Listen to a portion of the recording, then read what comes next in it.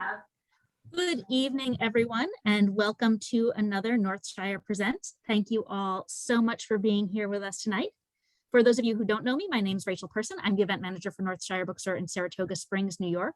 Here, as I so often am these days, with my friend and colleague, Davith Wood, event manager for Northshire Bookstore in Manchester Center, Vermont. Before we get started, a couple of quick notes. First of all, please feel free to make use of the chat box at any point throughout the evening for any comments you might have. Just throw them on in there. Davith and I will be hanging out in the chat and seeing whatever you have to say.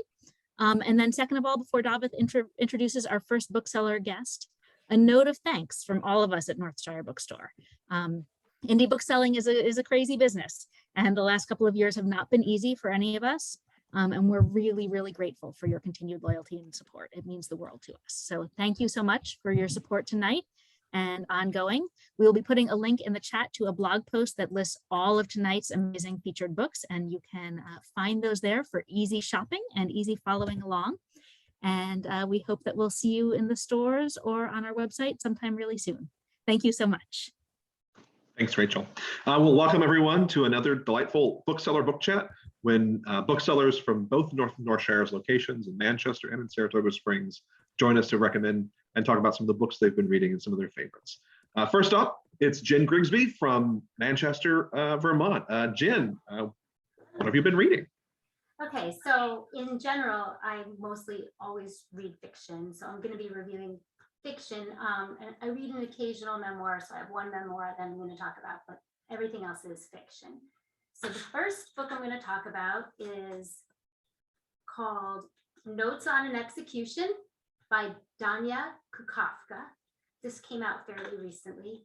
I love this book. So this is for anybody that likes mystery, likes kind of thriller, dark, but very intriguing, deep characters. The book is about, I'll keep it up here. So the book is about, it starts out, Ansel Packer, who is the main character in this book, he is on death row, and the first chapter is 12 hours. So it's 12 hours before his execution.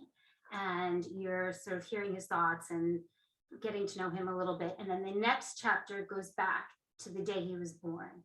And so the book is about, goes back and forth. Each time it goes back to Ansel sitting in his jail cell, it's 8 hours, it's 4 hours until he's being led to the chair. He's a serial killer. It's not a mystery. You know that he's guilty from the very beginning. But the book goes back and it sort of explains the life of the sociopath and what happened to him. And there are 3 women that sort of are entwined in his life and his story. So the book is really about these 3 different women. One is his mother, which is sort of the second chapter, and sort of starts out seeing his childhood and what happened to him. And then his wife, well, really his wife's twin sister, and then the detective, the female detective, who sort of makes it her mission to get him. And it's a really kind of gripping, edge of your seat, oh my God, book what was interesting to me about this book specifically is that you really kind of get to know the serial killer. And as I was reading, I felt like, am I supposed to feel empathy for him? Do I feel sad for him? Because he's such a sad person, and is that what the author is trying to do? But by the end, you are just full on ready for that final moment in the death chair, or the electric chair. It's a really good book about the mind of a serial killer and these 3 women who are sort of embroiled in the different stages of his life up until the very end with the detective. So really good book if you like mystery. Like I said, it's not a genuine mystery because you do know the outcome, but very chilling and really well-written book. So that's Notes on Execution. The second book I'm going to be talking about is Ghosts by Dolly Alderton. I think Rachel read this. Did you read this, Rachel? Yeah. Very different. So, okay, so again, fiction. Dolly Alderton is a British author. This book is just delightful. I love this book. I was so happy reading this book. When this book ended, I didn't want it to end because it was just so fun. It's a contemporary book. It's about a woman in her early 30s who's a successful food writer, blogger. She's looking for romance. It's sort of a rom-com type of book through online. It's sort of the whole online dating world. She's funny, she's smart, she's relatable, and she has met somebody online who she falls head over heels in love with, and it's sort of about their relationship. He's perfect until it starts to get serious and he ghosts her, which is there's no ghosts in this, it's ghosted. And she has an hysterical, endearing, quirky best friend who plays a large part in the book.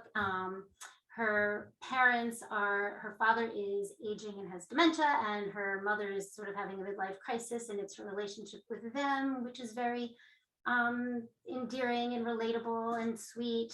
And so it has to do with sort of her situation with this man, and her other friends are all getting married and having babies. It's so funny. They're British. The slang is funny.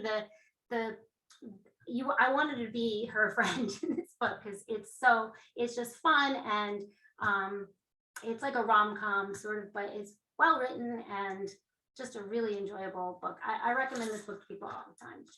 So that's Ghosts by Dolly Alderton. Okay, the next book I'd like to review is the Jonathan Franzen book, Crossroads. If you like Jonathan Franzen, this will not disappoint. I love Jonathan Franzen. It's a typical book by him in that it's about a dysfunctional family. The book is Crossroads is the name of the youth group that's part of this local church, and the father in the family is the pastor at this church, but he's sort of been ousted. There's a new, younger, hip, it takes place in the 70s, person who's joined the church, who's now taken over the youth group and sort of elbowed him out. But the book is about this family. When it started, I think it's just going to be mainly about the father, but each chapter focuses on a different member in the family, the father, the mother. There's 4 children. And it's about each person and their role in the family and their relationship. And the characters are just really well developed. And it starts out and you think, the daughter is going to be the successful, she's the one in the family that's sort of going to go places, and then her life takes a different turn.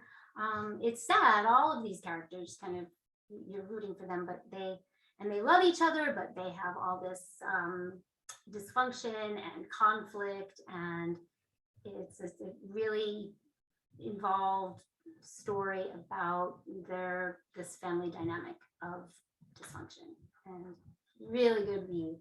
I'm just looking at my notes to see if I've left anything out about the family. No, that's basically I don't know how much time I have left. Okay, all right. Next book is The Survivors by Alex Shulman. This book is essentially the story of 3 brothers.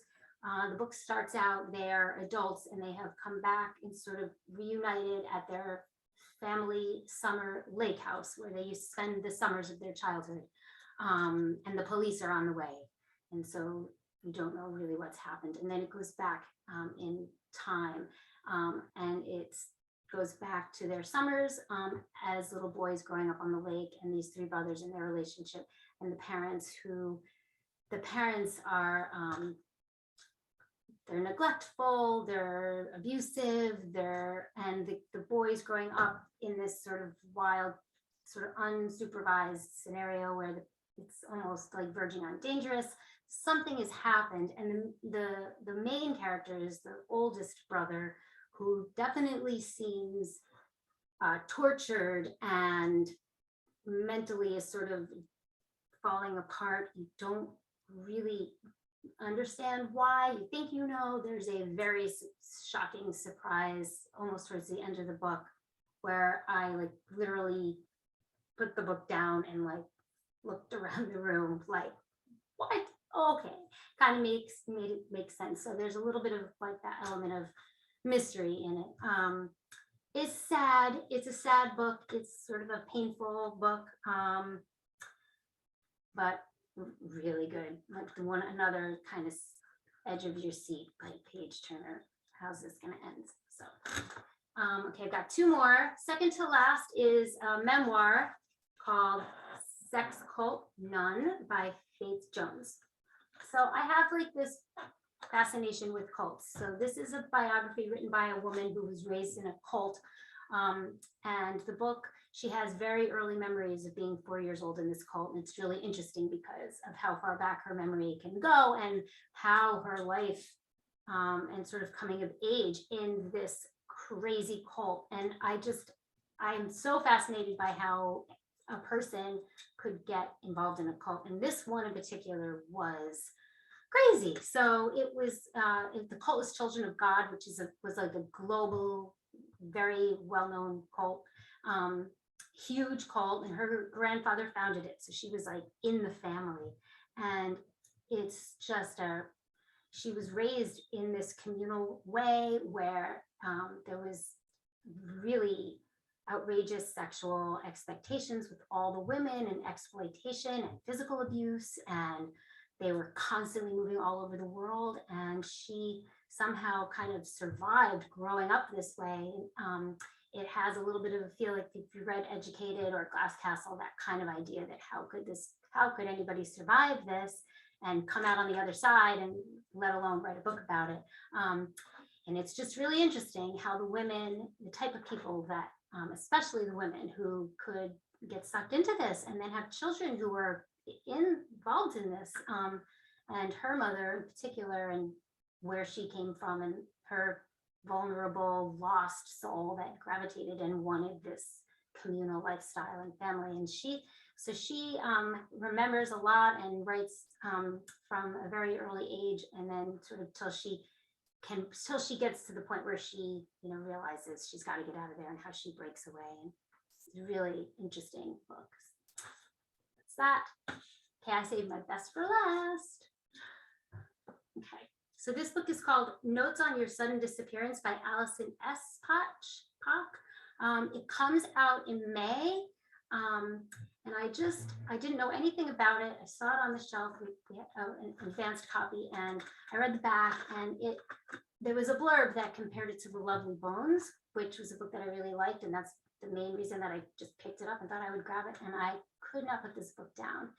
It is, the reason it's compared to Lovely Bones is really only mainly because of the narrative. Because in Lovely Bones, it's the characters from the dead talking to the living as they try to figure out her murderer. This is, it is such a touching, sweet story, also sad, but of two sisters, and the younger sister is 13 and the older sister is 16, and they're very close, and they have this loving, adorable family and parents and this happy childhood, and she just adores her older sister and just worships her, and they have a very close relationship. When the sister is about 16, she starts to sort of outgrow the little sister, but at night when they're in bed and the lights are out, this older sister tells her everything, all about high school and boys, and the little sister just looks up to her and emulates everything that she does. And there's a boy, Billy Barnes, who is the local handsome boy that everybody's in love with, and the older sister's been in love with him forever, and so therefore the little sister is also infatuated with him, and he becomes the boyfriend to the older sister, and it's like they can't even believe it. And now every morning he's at the house giving them a ride to school. And so I'm telling too many details of the book. I know I have to hurry up. So he comes to pick them up for school, and the little sister is being bratty and whiny, and she's jealous, and she is sour, and she insists that he give her a ride to school as well. And even though they're running late, he says he will, and there is a car crash and the older sister is killed. And the rest of the book is the younger sister telling the rest of the story to her dead sister, and all of the things that are happening, and telling her sister. And she and Billy end up falling in love, although they never can really feel like they can be together. And everyone in this book is grieving, but it's a really, it's sad, but it also has sort of an inspiring, kind of uplifting, people coming together, there for each other, how you deal with grief, feel to it that was just lovely. I highly recommend this. So when this comes out in May, it's fiction, Notes on Your Sudden Disappearance. That's it. So thank you. Thank you so much, Jen. That's a great list. A lot of amazing books on there. I know my stack just grew a little bit. So Okay. thank you for that. You're welcome. Awesome. Right. Okay, bye. And next, bye, Jen. Next up is Maddie Gallo. She is a new bookseller in our Saratoga store. She has been here, I think, for about a year. So Maddison, you can turn your camera back on and rejoin us. Is it about a year that you've been with us? Yeah, coming up on a year. Yes. Nice. Yep. Time flies. I just always remember that you're one of the booksellers who it took a long time before I ever saw the bottom half of your face. I know. I got I to know. know you wearing a mask. So Yes. Yep. welcome. Thank you so much for joining us Thank tonight, and you. tell us about what you've been reading. Okay, so I have 5 books here. The first one that I want to talk about is an oldie but a goodie, Kafka on the Shore. Is it backwards? It might be backwards. But it's It'll look Kafka on the backwards on Shore. your screen, but it's right on ours. Oh, okay, perfect. By Haruki Murakami. And this is a book that means so much to me, but it's super hard to talk about. It's a surrealist novel. And there's just so much that happens, but also I don't even know where to begin. But there's just so many themes to this book, but the overarching one is just this idea of consciousness and the conscious and the unconscious minds, which is kind of foreshadowed in the title. Kafka, who's our main character, is on the shore of dividing the conscious and the unconscious mind, but you kind of see that theme throughout the story. But basically, I guess I'll try to sum it up. We follow Kafka, who's a 15-year-old boy who is running away from his life with his father to find his mother and his sister who left when he was a child. So he's going on this journey by himself, like a coming of age journey. And there are also an alternate chapters following an older man named Nakata, who he is an interesting character. He had an incident in his childhood that left him unable to comprehend reality, I guess, in the ways that like you and I comprehend reality. And he has a hard time with abstract concepts, but he gained an ability to talk to cats.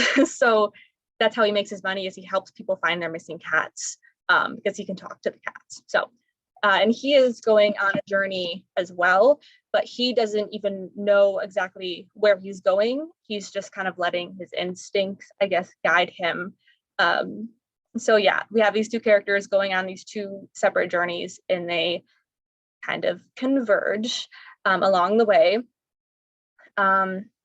It's such a chaotic story. It is all over the place, but yeah, essentially we're following these characters, and we get to meet all of these awesome side characters along the way that were super interesting to read about and to learn about, and each one was just very fleshed out and intriguing and has their own kind of independent journey that we get to go on with them.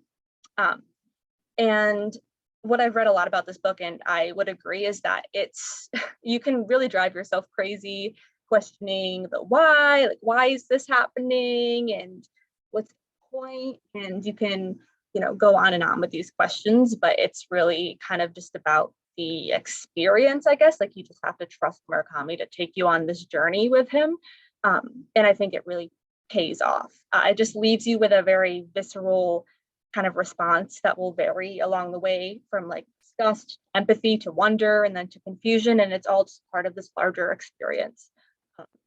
But yeah, it's a really hard one to talk about, but I loved it. I mean, it's a loved copy and I fabbed it all up. So yes, that's Kafka on the Shore. And then the next one is one that I read this year, Drive Your Plow Over the Bones of the Dead by Olga Tokarzuk. I read this because of a recommendation by my coworker Arabella, who also loved this book. This is such a unique book.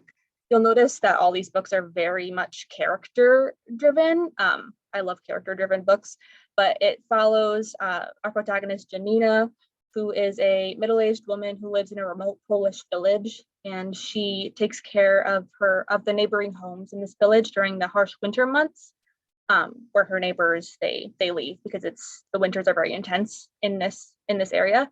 And she studies astrology and she translates William Blake's poetry, and she's just a very eccentric and intriguing and fascinating and hilarious character. I love her and I loved following her. And yeah, she's my favorite character probably that I've read about this year. So we follow her. And one night, her neighbor, who she nicknamed Oddball because she gives everyone nicknames based on their personality. She doesn't really believe in the idea of birth names. So her neighbor Oddball shows up at her doorstep and tells her that their other neighbor, who they call Bigfoot, is dead. And so they go over and they take a look at the scene, and it quickly becomes clear that his death occurred under mysterious circumstances. And then soon after, this other bodies start turning up under similarly strange circumstances. And what all these people have in common is that they're all hunters. But beyond that, they were all just very cruel to animals. And Janina is, she's very much an animal activist and lover, and she prefers the company of animals to humans. So she's comes up with this theory. She keeps kind of trying to butt into the investigation and insert this theory that she has that it's evil deer who are killing these people because they're taking their vengeance on these hunters. But no one believes her because she's just a batty old lady. But yeah, I guess that's all I'll say. But I think that this one would appeal to a very large audience because there's just something in it for everyone, because it's a murder mystery with a very lovable protagonist. And even when she, does things we might not agree with or says things and you're like, it's questionable, you can't help but want to root for her because she's just so endearing. But there's a murder mystery, so if you like mysteries, you'd get that out of this book. And then there's also just so many important conversations that are had in here about like hunting culture and toxic patriarchal structures and self-entitlement. And it really asks the question, like, who has the right to kill, I guess is like the big question that's asked in this book that I took out of it. But yeah, I thought that it was very thought-provoking and atmospheric and addictive, and just not one that I'll forget anytime soon. It's one of my most memorable reads. The atmosphere of this book was just fantastic. It was the perfect balance between light and darkness, I guess, if that makes sense. It's a murder mystery, so it's dark, but also somehow Janina's voice just keeps it lighter, I guess. It's an experience. I loved it. I gave it 5 stars. So that's that one, Drive Your Plow Over the Bones of the Dead. And then the next book is The Maid. This is an advanced copy, but it is out. And this is by Nita Prose. I went into this with no expectations. I'm not a huge mystery thriller person, so I wasn't expecting much from it, but I was completely blown away. It's a cozy whodunit that is set inside a grand hotel with another one of my favorite protagonists. She's so memorable and so endearing and wholesome and lovable, and I loved her. Her name's Molly, and she is a maid. And she works at the Regency Grand Hotel. And Molly is neurodivergent, and she struggles to perceive social cues and intentions from other people. She's very easily manipulated, I guess. And people take advantage of her, which is really sad. And one day she walks into one of the hotel rooms to do room service, and she finds the dead body of one of their most well-known guests of the hotel, a very rich and powerful man named Mr. Black. And she becomes very quickly wrapped up in this investigation. And because of her unusual demeanor, she's just completely misunderstood, and she's deemed a suspect pretty much right away. And so she ends up just wrapped up in this investigation of what happened to this man. Yes, it's a quiet mystery. It's not very thrilling. It's very quiet and cozy, but my favorite part of it wasn't even the mystery aspect. It was Molly, her, just following her as a character. I loved her so much. She was so well developed, and she just found a very special place in my heart. And there were conversations that were a bit heavier that I didn't really expect going into this. I even cried at a certain point. There's conversations about grief because Molly lost her gran shortly before the book starts. And her gran was pretty much the one who raised her and taught her everything she knows about how to be a person and how to interact with other people. And so her grief is very prevalent throughout the book. And we get to see that, but then we also get to see this aspect and this element of found family. You see her forming relationships with some of her coworkers and just making these connections. And it was just so wholesome. Yeah, it was a fantastic read. It was heartwarming and heartbreaking at times, but I mean, this is another one that I think there's something in it for everyone, because if you like a mystery or a thriller, I think that you'd really like this one because it is a really well-paced, well thought out mystery. But beyond that, if you like character studies or coming of age stories, I think you'd really like this one as well. Yeah, this is one of my favorite books that I've read ever, but this year I loved it. So yeah, that's The Maid. I Need a Prose. And then the next book I have is another cult book. It is Cultish by Amanda Montell. It has my favorite book cover, I think, ever. And this is a book, a nonfiction book that examines cultish behavior and cults in general, but specifically cultish language, because Amanda Montell is a linguist. So the book really focuses on the power that language holds as a tool to inspire and manipulate and influence. And so she talks a lot about like different techniques that are employed by cult leaders.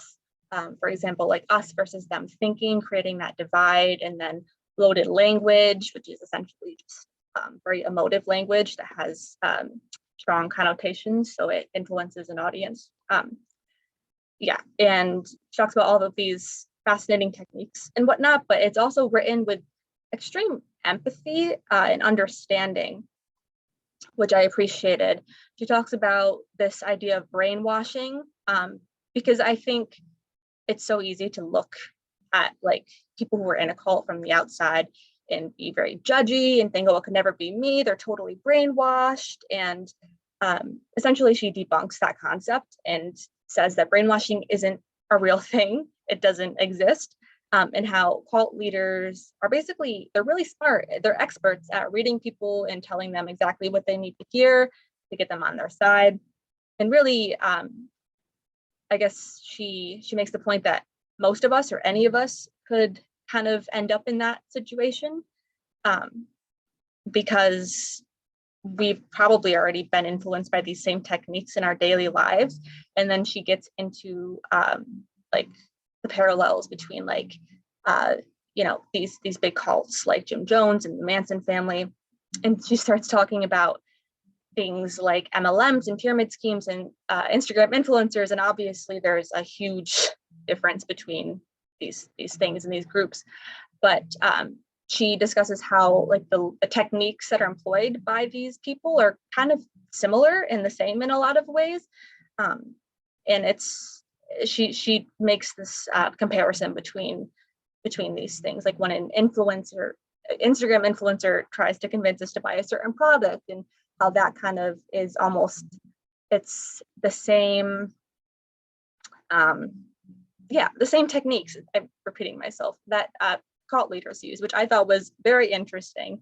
But the overarching kind of point, I guess, of the book is that she suggests that people who join cults are really just people who are looking for a sense of belonging, a desire to be understood and heard, and anyone looking for guidance, and most of us can relate to that. So I thought it was fascinating because I also am very fascinated by the idea of cults, as I think most of us probably are, but I really appreciated how it was written. I don't read a lot of nonfiction, but I thought that this was depicting and very accessible and easy to understand. And I appreciated the empathy that it was written with. So yeah, this is Cultish by Amanda Montell. Okay. And then I have one more book. The last book is The Cherry Robbers by Sarai Walker. This is an advanced copy. This one is not out yet. It comes out May 17th, I believe, is the expected release date. And I went into this one also with no expectations. I heard it was a Gothic literary fiction and that was sold. It reminded me a lot of the writing of Shirley Jackson and also Jeanette Walls a little bit, who wrote The Glass Castle. It kind of weirdly it reminded me of her writing as well. But basically, so the story begins with us being introduced to a woman named Sylvia Wren, who was a mysterious and very highly regarded artist. And she's very private about her life, and not much is known about her or her life or her past and who she really is. And then one day a journalist contacts her claiming to know details about her past and who she really is. And so then flashback to 1950, and we're introduced to the Chapel family, which consists of Iris, who is now Sylvia. So she was Iris in a past life, and her 5 sisters, and they are all heiresses to the Chapel firearms fortune. And then we get to meet their father, who's largely absent in their lives, and their troubled mother, who believes that the family is haunted and cursed by the victims of the Chapel firearms. And so we follow the lives of these sisters and just how each of them, minus Iris, meets their untimely demise. Every one of the sisters minus Iris passes away. And that's not a spoiler, it's in the blurb. It's kind of the whole thing. We get to see how the family unravels and how each sister comes to pass, and we get to see the way that this affects Iris specifically. But basically each of the sisters, they die once they're married off. So once they marry a man, they pass away under very mysterious circumstances.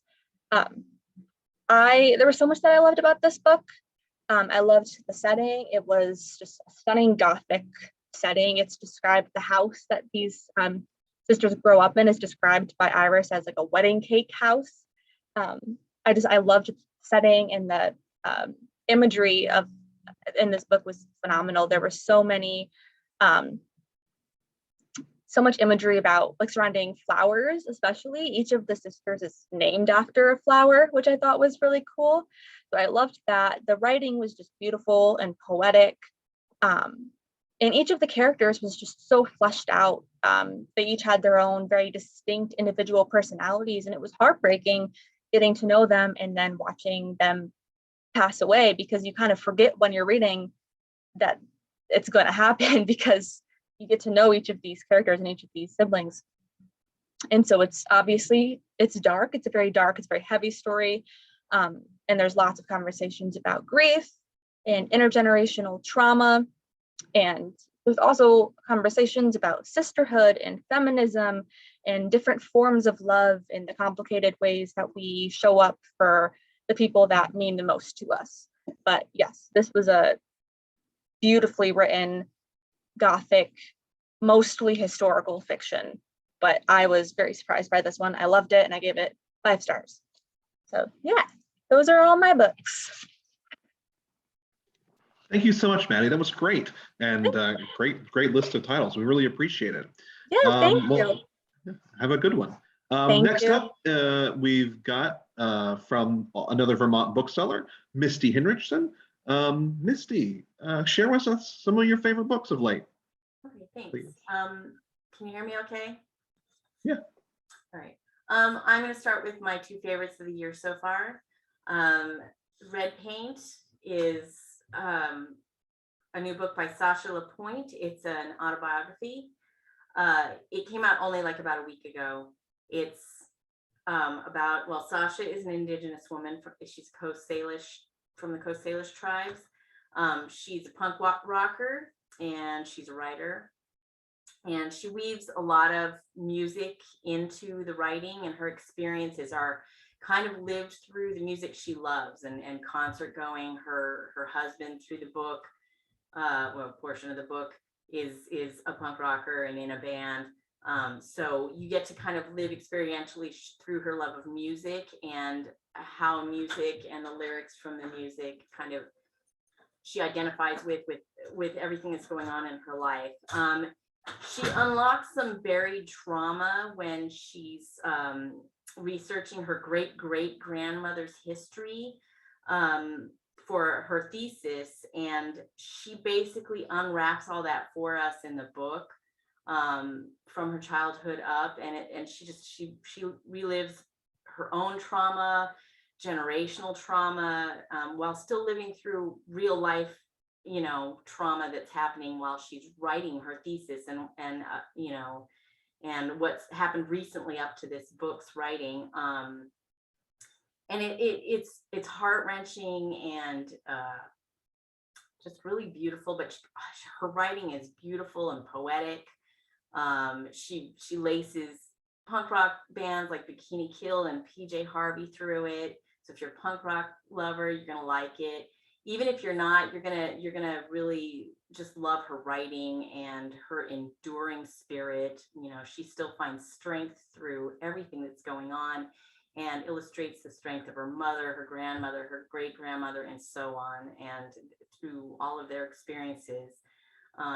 It's definitely turning out, so far, it's one of my two favorite reads of the year. So that's Red Paint by Sasha Lapointe. I cannot pronounce that middle name. That's her tribal name. My other favorite book of the year is The Past is Red. And this actually, I think, came out in 2021, to be fair. So maybe it's my 2021 favorite book of the year. It's by Catherine M. Valente. This is an incredibly imaginative book. It's short and sweet. It's got a lot of adult language. If you don't like adult language, do not pick up this book. But if you can handle adult language, it is a great book. It happens in everything else I'm going to do, by the way, is fiction. It happens in the near future. Our character is Tetley Abednego. She's on the Earth, but the Earth has been basically destroyed and completely covered in water because of, you know, the things we've done. And the only solid land they have is basically these huge floating trash heaps. And they organize these ginormous islands into little cities that are based on where they organize stuff. Like if you need medication, they have a section with medication. If you want music, they've got a section with music or books, or it's so crazy the way it's developed. It's a really easy world builder, but the way the world's built is amusing and so unique and strange. So Tetley falls in love. She blows some things up. She makes a friend through the internet. She goes through some emotions. She falls in love again. She's kicked out of the city. There's a lot of stuff that happens to Tetley, and it's her adventures and her life story and the way she deals with some of the more traumatic things that happens to her, and how, you know, she learns and becomes more her wisdom as she grows older. It is just so different, and it's very funny, but it does have sad parts. It's very emotional. It's just extremely imaginative. It's in the sci-fi section. I absolutely loved this book. I totally didn't expect it to be anything, and I read it and thought, oh my gosh, I could read this again. The moment I put it down, I thought I could read this again happily. So that's The Past is Red. So I also picked out some young adult books because I work in children's section, and I get a lot of young adult and mid-child, you know, preteen kids and their grandparents and parents coming in looking for something good. This is a really great book that came out recently by Wab Canoe called Walking in Two Worlds. It is a young adult read, totally safe for a mid-child to read, though. If you have a preteen or tween and you're worried about some of the darker stuff that's a little bit adult in young adult, this is totally a safe read. The main character's name is Bugs. It's again another book that happens only slightly in the future. In the future, it's only like 10-20 years in the future. She's a teenager. Pandemics are still people are still being cautious about it, and it's developed into an internet that's turned into virtual reality for everybody, and they do their business, they do their schooling, they do their gaming, everything through virtual reality.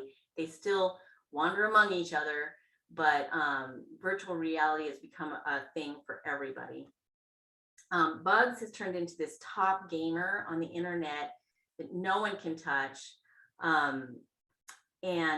She's with her newfound fame, she earns money online and actually helps her tribe and her reservation. She's an indigenous teenager, you know, growing up with what all teenagers grow up with, bullies and self-esteem issues and everything, but she is the queen of the internet.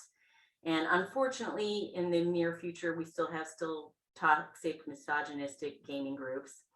And there's a group of boys that want to take her down. And so they're working together as a team, building their army to take her down alone. And she is so good that they can't touch her. And as the story goes on, she in person, in real life, meets one of the boys in the group. And they become friends, and they bond through, you know, again, that self-esteem, bully type daily school stuff, but they also bond through family tragedy and shared past trauma. And the question is, are they going to be able to get over what's happening? Is he going to be able to break from the group, or is he still justifying warring against her with this group? Are they going to become a team against this group? What's going to happen? And some of the tragedy that's happening in their lives, what's going to happen with that? So it's got regular teen issues. It's got some kind of virtual reality stuff that's really happening, and internet stuff that's really happening in real life. So it's not even unbelievable futuristic sci-fi or anything. It's just a really great read, and just perfect for any kind of tween, preteen, or teenager to read if they like gaming, if they're interested in learning about a little bit of indigenous culture, if they just want to read something that they can identify with as a teenager. So. Another book I really enjoyed reading during Halloween this last year, but it's good any time of year, is Certain Dark Things by Sylvia Moreno Garcia. She just was on the bestseller list this last year with Mexican Gothic. She wrote this book as an homage to a Mexican actor that she really loved watching in the movie theaters that played vampires. And so she wrote a vampire book as an homage to him, and it was published, and it was becoming very popular. And then the publisher got sold, and it turned into this big upheaval for her to get printed and sold. And it kind of got lost. But then Mexican Gothic came out, and they've kind of rehashed it, brought it back out. And it is so unique, another incredibly unique book. I absolutely loved this book. I'm not huge with vampire books at all. It's not like my favorite thing, but I really loved it. It was so unique. It's again, slightly futuristic, Mexico City, poverty, disease, and crimes kind of at an all-time high. And that's kind of across the globe. And there's a slightly alternate history where vampires were discovered to be real in the 70s. And with that, it's got a really cool take on vampires. They're not human, and they have regional differences. So Mexican vampires, European vampires, United States vampires, like they all have slightly different physical abilities, physical features, powers. Atl is the main character in this. She is descended from Aztecs, and there's a whole thing with the whole blood sacrifice vampire Aztec history. It's really interesting that she kind of goes into, she befriends a young human man because he's smart and he's a great survivor.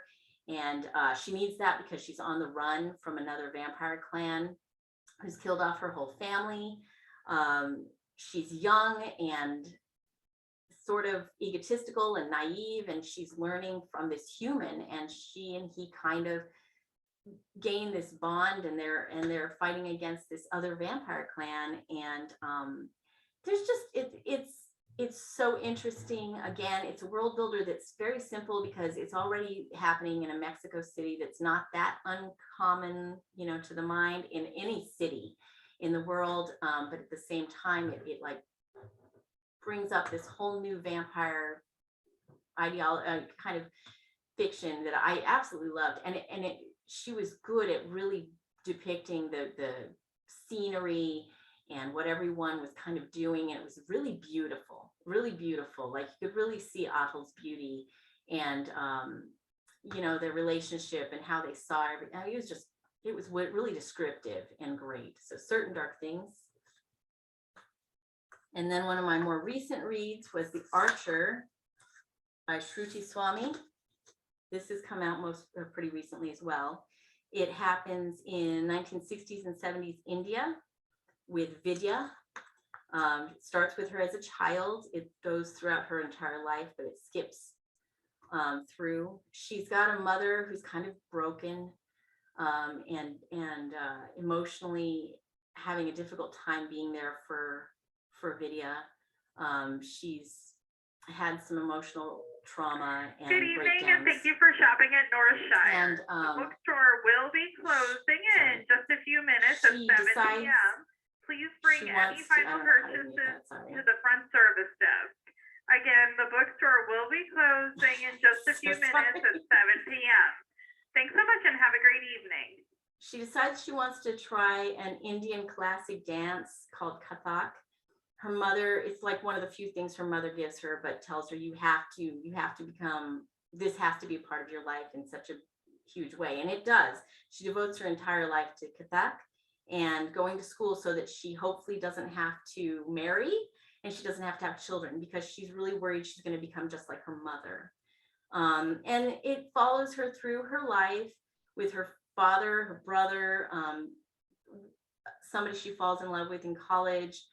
What does happen to her as an adult as far as the marriage and children thing, about her choices and the choices made for her and how she tries to kind of, you know, get through those choices that are made for her and still try and make them her choices. She's got a dance teacher and mentor who gives her kind of cryptic advice that really is interesting. It's a lovely book. It's very interesting. It's fascinating. I got on the internet and watched Kathak because I was so curious. It's just a great read, a coming of age story, really good. And then I did bring up some kids books. Do I have time still? Yeah, yes, okay. So I brought some kids books too because I'm in children's section. I mean, I brought to the young adult, but then I brought a couple of picture books, Lost and Found by Kate Banks and Galia Bernstein. And it's about some animals that find a toy in the forest. They have no idea what it is. It doesn't smell right, it doesn't look right, it doesn't feel right, but they follow tracks into the city and they bring it to this house where it obviously belongs, and the child finds the doll. And the one familiar thing that they have in common with the human is love they see. It's very sweet. Acorn Was a Little Wild by Jenna Arena. Acorn's a little bit more adventurous than all the other acorns. Even the oak tree comes from is trying to get him to be cautious. He refuses. He jumps into the wild, goes on his adventures. Eventually he, grows into, presumably a tree, right? And gains wisdom from all his adventures. The lesson is be brave and follow the adventure of your dreams and you become wise. But it's really cute, and it follows an acorn with his point of view throughout the world. It's very cute. And then this is also young adult graphic novel, a very good read for any young adult, or even, again, pretty safe. A few mature things, but nothing, nothing a preteen or a tween child couldn't handle. I did not write down the main character's name. I'm so sorry, but she's kind of traversing the realities of being a regular teenager, a girl who gets really good grades and is bullied for it, trying to help her brother through things, just basically, you know, but she lives in the city. There's some really big truths, like there are drug dealers trying to recruit kids, and there's, you know, her dad trying to make ends meet. Her mom's kind of out of the picture. Her grandma's helping, day-to-day stuff. And then she realizes she has superpowers. And she also realizes through her superpowers that there's another kid in school who has superpowers, and she's trying to kind of recruit him into doing the right thing while he's also being recruited by some of the bad guys to use his powers for not so good things. And they both have some heavy decisions to make. Is it better to just use your powers for bad because then you can survive, or do you want to use your powers for good and kind of deal with those repercussions and dangers? And you know, there's going to be another one come out. It looks like it's going to be a series by Alicia Keys and Andrew Weiner and Brittany Williams. The art is fun. It's got a very superhero kind of feel to it, but also it's got some deep content in it that's great for kids to identify with. It was a fun read. It was really fun and adventurous, and I liked all the characters. Oh, well, the bad characters I don't like so much, but I loved the characters. They were lovable characters, and there are some kids who come to some real big decisions in it, even in the first book. So Girl on Fire by Alicia Keys, based on her song. So, and that's it. I don't know what. Awesome. Thank you so much, Misty. Thanks. That was a great list. And I've been hearing great things about that Alicia Keys book. I've been curious about it. So thank you for filling us in. Okay, thanks. We are just about out of time, everybody. So I'm going to wrap up. David and I both had some lists of our own. I'm going to go through mine really quickly to try to leave some time for David after I finish up. So first up on my list is Bloomsbury Girls by Natalie Jenner. People who are regulars in our virtual events program may remember that we hosted Natalie in the summer of 2020 for her great book, The Jane Austen Society, for a virtual event. This is her follow-up to that. It is the Jane Austen Society for this to make sense. It is really well done historical fiction set in a bookshop in London just after World War II. And it's a really good look at the sort of issues that were still going on in England at that time in the 1950s. It also features cameo appearances by Daphne du Maurier as a person, and by George Orwell's widow. So it's really sort of like this pocket picture of London literary society at that time. It's a lot of fun. There are missing manuscripts, there are rare books, there's a lot of sort of infighting within the bookstore. It's a great read. So that is Bloomsbury Girls by Natalie Jenner. And we are going to be hosting Natalie for another virtual event in June. So save the date and come join us for that. Next up on my list is The Kaiju Preservation Society by John Scalzi. This is really goofy science fiction. This is going to sound like a spoiler, but it's all in the first chapter and a half. A person loses their job, winds up delivering food to sort of make ends meet at the start of the pandemic, runs into an old friend and gets offered a job for a strange sounding NGO, which turns out is dedicated to protecting Godzilla-like monsters in an alternate version of Earth that you can access through nuclear explosions. It is completely ridiculous and goofy and just a fun, wild ride. It makes no sense whatsoever, and you'll enjoy every second of it. So that is The Kaiju Preservation Society by John Scalzi. A complete and utter delight if you need some distraction. The children's book that I started reading at the store. It's called The Sheep, the Rooster, and the Duck, and it's by Matt Phelan. He writes a lot of graphic novels. He's really talented. This is a heavily illustrated middle reader book, so great for, I would say, 3rd to 5th or 6th grade. It is fantastical, unrealistic historical fiction. It's set in France just before the French Revolution. Benjamin Franklin is a character in it. He's been in France as a diplomat, and there are a sheep, a rooster, and a duck who this is real fact, they went up in the first balloon ascension. But that now in the book, they've come back down and they are spies. And so there's a swashbuckling rooster who is, dueling with a sword and all sorts of ridiculous going on. So it is a lot of fun. I started reading it in the break room at the store, and a coworker came in and said, "You just have the biggest grin on your face." And I was like, yes, it's because of this book. So that is The Sheep, the Rooster, and the Duck by Matt Phelan. And then last of all is a really fun lesbian romance called Devon and Chris Plan a Wedding. This one we also hosted an event for not too long ago. It's by Chensia C. Higgins. And it is 2 Black lesbians fake dating on a reality TV show in Texas. And it is really lovely and fun. And Chensia Higgins has a great way of writing dialogue. She does dialogue really, really well, which makes it a lot of fun to read. So that is Devon and Chris Plan a Wedding. And that was as fast as I can go through those. David, we have a couple minutes. Why don't you take it away with your recommendations? Well, I will see how many I can get through. Not all of them. The first one I'd like to recommend is Mary Beard's 12 Caesars. If you buy it from Northshire, we have really nice totes still that even have a gusset on them, of all things. So Mary Beard, if you know her, she's a brilliant classics scholar. She's kind of a personality in England. She's got TV shows. She's great. And so she's moved from talking about specifically ancient Roman history to how that history has been used and redeployed and recycled and studied in the two millennia since.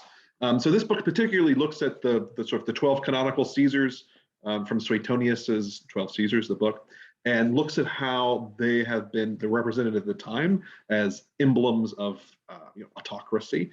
Julius Caesar was literally the first person to put his face or any ruler's face on a coin. And everybody does that now. And so it's really fascinating to look at them and how they were represented at the time, the thousands of images that the Caesars sent out to all sort of corners of the empire. But then it moves to looking at the sort of the Middle Ages and how the Middle Ages represented, Nero burning a cathedral dressed up like a medieval king. And then to the Renaissance painters like Titian and Rubens, and sort of seeing how they use these images and the different ways they could complicatedly sort of mean and represent power. And still, her major point is we still use them today. Anytime we have a cartoon of a politician and give him a harp and some flames behind him, he's fiddling while Rome burns. But what is great about Beard as well is that she doesn't just look at sort of big fine arts, but she looks at the smaller things like caricatures, a chocolate, Caesar, beer. There's emperors on beer, and sort of the backing of chairs from the 18th century, and tapestries, and all kinds of other art that's usually forgotten, plateware and things like that. It's 7:01. I only got to one of them. Next time I'll talk some more about the other ones. Thanks everybody, and I really appreciate you all attending tonight, and you'll have a great evening. Thank you all so much. Thanks for being here, and thanks for your continued support. Have a great night.